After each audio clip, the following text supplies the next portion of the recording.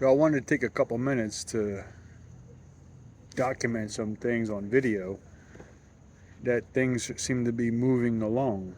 I mean that by I reached out to a guy here at Home Depot and found out that there was somebody that was a writer. And I asked this man if he knows of any ghostwriters because the publisher that I had contacted suggested me try to use a ghostwriter to write the 600 something pages.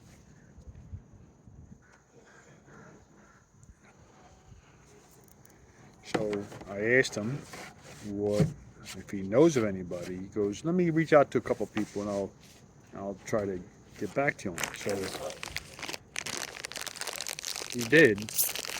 There's a man named James McGill in Atlantic City who I haven't met yet, but I've talked to on the phone, who would be interested in ghostwriting or finishing the book, the 600 plus pages I've written over the past 18 years. And that was pretty inspiring. I had to pray about it first. It took me about a week after he gave me his name to pray to see if this is what God wants me to do. Because this is a lot to unpack. So before I make any moves, I had to pray. Come to find out, James McGill has been has his own production company, 456 Productions, and he's talked about possibly doing a documentary, which was not really what I was thinking, but who am I? So to have a documentary, we're documenting these things and putting this information out is kind of maybe coming. So I don't know. I haven't been there. I haven't met him yet. I haven't gotten discussions about it, but he likes the documenting part. The book part, I mean, the book wrote itself, honestly. It just needs to be critiqued, and there are a lot of times that towards the end, uh, end of the one chapter, where I use a lot of text to speech or speech to text. And a lot of times, at the time, it was a new technology and it didn't capture everything correctly. So it would have to be redone. But for the most part, the book wrote itself. That's not the problem. Um, the book is what it is. It chronologically the days that have gone by where there's so much misinformation was happening on a daily basis that documenting it seemed to be the only thing that made it worthwhile to go through this. And, and so the book part, I'm not worried about. So I got my socials together. I believe my Facebook, Instagram, Snapchat. I don't think I have a new Snapchat, but my old one I wish I could get a hold of.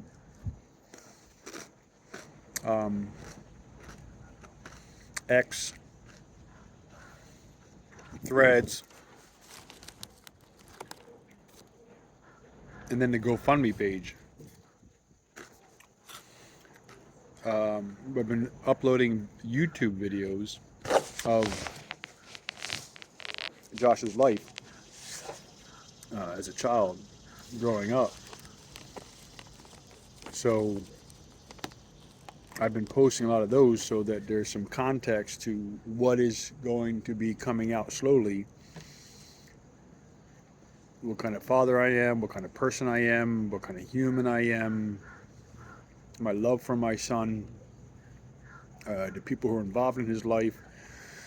These are very important times. And so starting to post them online um, is a way to kind of show everybody the kind of family we had. So I'm excited. Um, a lot of thinking, a lot of praying, a lot of reading the scripture, a lot of Bible reading, a lot of studying to make sure my heart's right. That's the most important thing. Is yes, I went through a very traumatic experience. However, I'm not affected by what other people have done to me, and that's the beauty of what I've learned before this all happened. How to keep myself right, and how to keep myself right before the Lord, and how to go through the situation. I handled this situation a lot differently than other people have, and I was told by Tyler down in Atlanta when I was down there after I got arrested, and I was on my DoorDash Across America trademark, and met him, and he said he would have killed the woman if she had done the things to his child, and he would have spent his 12 years in jail or whatever it was, whatever it may be. So there's a lot of different ways people would have handled what I've went through, and violence is not one of them, and the only one is love. So that has got to be the predominant feature in this. Before I can go bad, before I can say all the bad thing that's happened to Josh, before this woman chose to do these things to him, before she got into Bucks County, before they were involved, um, my plan is to tell the story the way it happened and talk about the bad things that have happened with her, because that was the majority of our time together. Bucks County came in early, but they didn't make a presence known the last 5 years or so. So they're in it, but they're not in it. They're not really the story. I don't want to focus on that. That the arrest, what has happened, what's transpired, the people involved, the county commissioner of Bucks County, there's different sheriffs, the DA, the judges. Um, you know, as this story comes out and how it's released is important, because I don't want to badmouth my God or my country or the good people who were involved that got sucked into something that they didn't know was coming. I don't want to talk bad about them nor the system. That is not what I was called to do. I will talk about different situations that have happened to Josh first, to me first. But to go out and slam the good people that worked there that got caught up into something that they didn't know what was going on, to find out that, well, may the pieces fall where they may.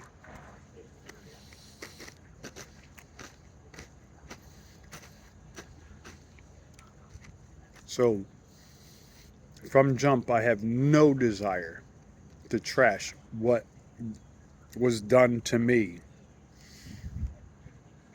in a very wrong way. I will not trash the county. I will not trash those people. I will talk about what this person did, this email that was written, this phone call that was made, the people that I have reached out to for the past 18 years. I will talk about that. That is a fact. That will come out. All of this will come out.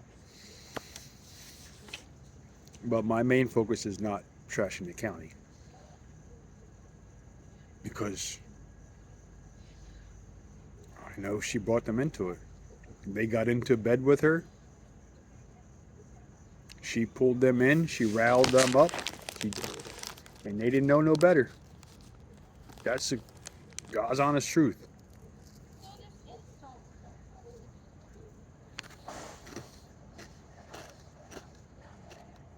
Because America, to me, has not changed. My thought, my heart, my process, my life, it's always God, country, family. Or God, family, country, whatever it may be. That is my priority. So for me, as a Christian man who loves this country, who loves his God, who loves his family, I cannot come out the gate pushing that agenda of this shit that's happened to me or Josh because of this. I know that a very, very, very cunning woman deceived them. So why would I be harsh on them? Because I know what she did before she did it. So why would I hate them? I don't.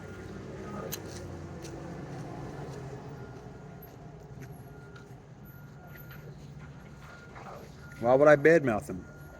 I won't. I'm more inclined to tell you what was done. These are the facts. Lay them out and let other people decide. I don't want to put my own opinion into things. I fall on the fact of facts. So however this plays out, not quite sure. Don't know. There's no ending. Here's what I do know. Medically speaking, my son needs an MRI and CAT scan. That's what happens when you fall down. Well, excuse me, I'm using the word fall down, but that's what it says. They allegedly fell off of the first step and passed out, went limp, eyes rolled back of his head, vomited, cried. Um, he passed out. He had a traumatic brain injury. He hit his head so hard that he passed fuck out. And that's what you do. You get an MRI and CAT scan. You give them the services that they need at the time. So my call is now. That time was denied him. This is a part of the prescription for traumatic brain injuries that you get an MRI CAT scan. Yes, he's 23. Yes, he can make his own decisions, but he can't because of the 20 something years of emotional abuse that this boy has on him. When I sent him a picture, a screenshot of what happened that day, no response. No response, no phone calls, no nothing. I get nothing, which isn't his fault because he was triggered by her.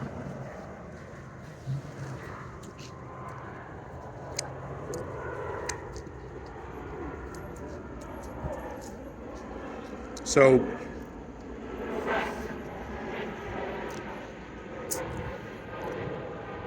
just because he didn't call me back doesn't mean I'm mad. I'm not mad. He doesn't want to. That's his choice. But he's got to know and he's got to get an evaluation. This is what happened to you, sir. He doesn't know this. And that's what's heartbreaking. That for 18 years I've been trying to figure out what has happened here. I told the Commonwealth of Pennsylvania Child Abuse Hotline that this was the beginning and there's a lot more to unpack. All the times at the doctors, all the things with the teachers, with the schools being kicked out of at 3 years old from the home daycare and the next daycare and then the next daycare and then having problems in school and then being sent to the principal's office and then all this by pre-K. I mean, there was so much damage early on in his life. So when I called the child abuse hotline and they don't call back, that's when I wrote. If they don't want to come to his rescue, okay. Here I am 18 years later saying, the job is not done. When I called the Pennsylvania Child Abuse Hotline and I gave them all three of our social security numbers, our addresses, our phone numbers, her employer, my employer, his school, my what I found, what was done, the date on the medical form, the 56 times to the doctors within 5 years, 42 of which were sick, and all of the complications that were hidden from me, even Fatal day he almost died. Hidden from me. Hidden from everybody. But I'm going to break all that stuff down. I'm going to table a lot of this stuff. And what I see on my approach to documenting this is by breaking things down into segments, because I don't know how to explain it all. I don't know explain half of the stuff. I can tell people, I can only begin now to start telling you what I didn't know back then. It took 18 years to have a grasp of it, but I haven't grasped the whole thing that's happened, because it's not over yet, and that's the sad part. It's not over, so he gets a MRI or CAT scan. The day he does,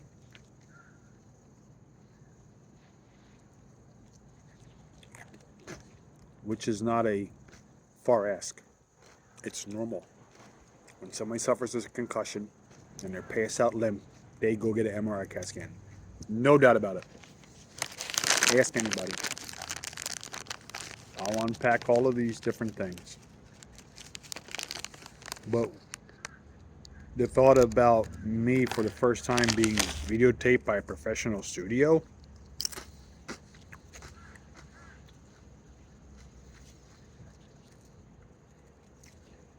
I don't want to do it. I don't want to do any of this.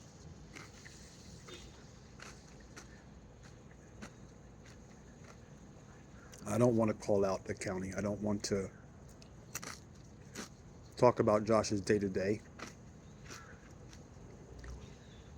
But if he won't respond, the county hasn't responded. She hasn't responded. I sent the email with the doctor's information to the county and told them that he needs an MRI, and they have ghosted me. Every call, every email. I have so many emails to them. But the fact that not one person will go get my kid tested, it's crazy. Called Adult Protective Services, no call back. Called Child Services when he was under 18, no call back. When he was over 18, called Adult Services for the child with a disability or a man with a disability, no call back. Called him twice, no call back. Clearly, I'm not catching on to what they're putting down. 18 years of never calling me back. What does that tell you? Am I the one that's crazy? The papers, the facts speak for themselves. This is what you do. This is how you handle things. I'm going to table that too. But here's a good thing, and this has been on my mind. This story with them, just because they didn't call back does not mean it didn't happen. Doesn't mean that just because I don't have a social media presence up until now about what happened in the past 18 years, I don't have a long track record about it, but I'm going to start it now. It's because I gave them an opportunity to come clean. I gave them an opportunity to help me get him tested. I asked the district attorney office, I asked the lawyers, I asked them for help, I asked them to get him tested. They refused. They didn't respond to my emails. Getting arrested for handing officers the medical documents that I emailed to them is not a reason to arrest me.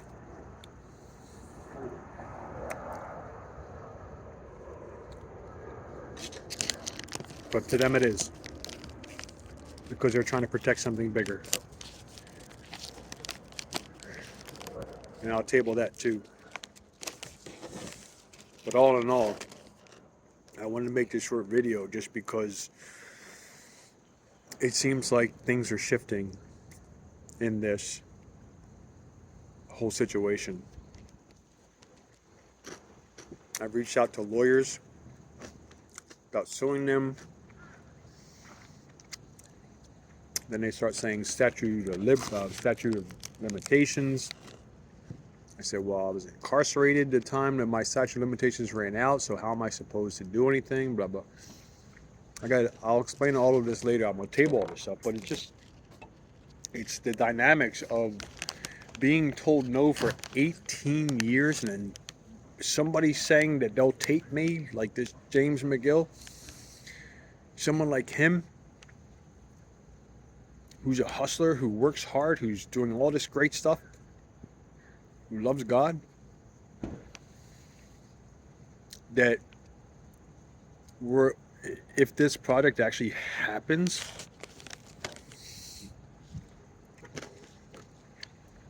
I don't want to talk about any of this. I don't want to sit in front of a camera and tell what happened. I don't. It scares the crap out of me for his and her safety.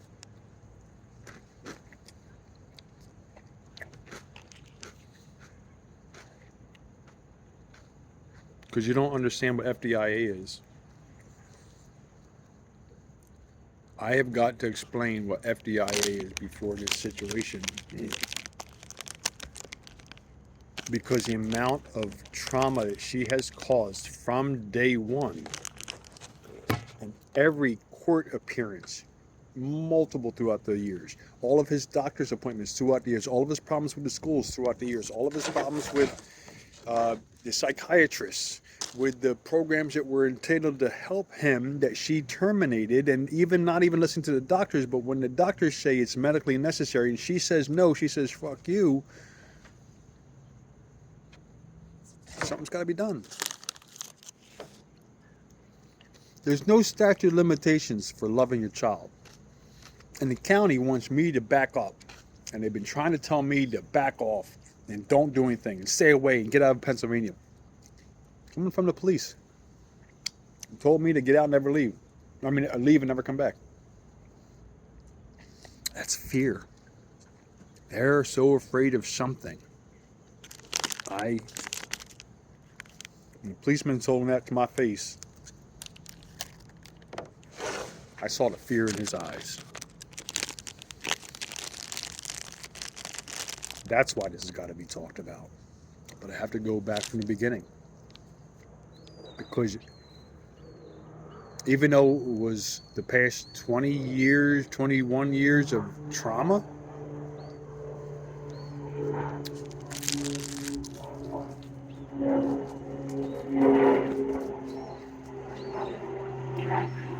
I was just as fooled as she was, as the county was, and my family. So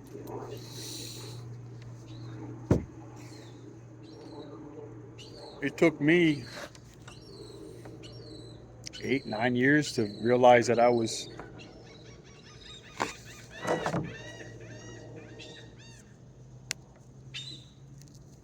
some joke.